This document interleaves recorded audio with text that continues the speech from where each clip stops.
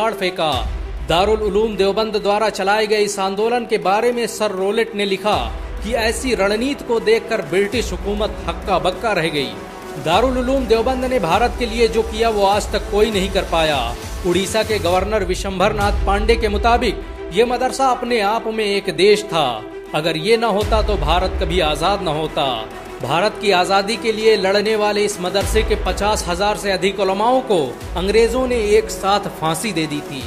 दारुल उलूम देवबंद को देखने के लिए हर साल लाखों लोग भारत आते हैं, जिससे भारत सरकार करोड़ों रुपए की कमाई करती है।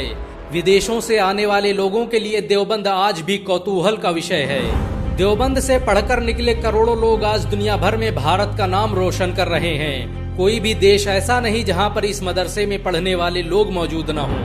भारत में चलने वाले ज्यादातर मदरसों में देवबंद का ही सिलेबस पढ़ाया जाता है। दारुल उलूम देवबंद भारत का अकेला मदरसा है जहां पर हेलीपैड की सुविधा मौजूद है। इस मदरसे में आसानी से हेलीकॉप्टर लैंड कराए जा सकते हैं। दारुल उलूम देवबंद में बनी मस्जिद रशीदिया भारत की सबसे खूबसूरत मस्जिद मानी जाती है। इस मस्जिद को बनाने में करोड़ों रुपए खर्च हुए। ताजमहल के बाद ये भारत की अकेली इमारत है जिसमें सबसे ज्यादा संगमरमर का इस्तेमाल किया गया। मस्जिद रशीद को देखने के लिए आज भी दुनिया भर से लोग भारत आते हैं। दुनिया में दारुल उलूम देवबंद के अलावा कोई भी ऐसा संगठन नहीं जो बगैर सरकारी मदद के इतने बड़े स्कूल का संचालन कर ले। दारुल उलूम देवबंद का पूरा खर्च भारत के मुसलमान उठाते हैं। इसे आज तक किसी तरह के सरकारी फंड की जरूरत महसूस नहीं हुई।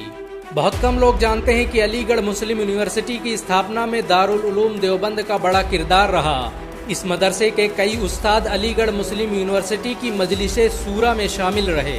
मौलाना कासिम नानोतवी की मौत पर सर सैयद अहमद खान ने तो यहाँ तक कह दिया कि उनके जैसा आलिम अब दोबारा भारत में पैदा न होगा।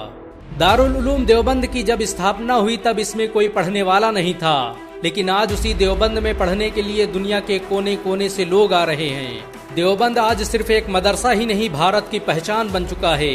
इस मदरसे ने हर दौर में भारत के लिए सबसे ज्यादा कुर्बानियां दी। भारत को जब भी जरूरत पड़ी दारुल उलूम देवबंद हमेशा सीना ताने खड़ा रहा। दारुल उलूम देवबंद भारत के मुसलमानों की आन बान और शान माना जाता है। मुसलमान इसकी हिफाजत के लिए अपना सब कुछ कुर्बान कर सकते हैं। अगर एक मुसलमान होने के नाते आपको गर्व महसूस हुआ हो तो इस वीडियो को लाइक और शेयर जरूर करें। ऐसी और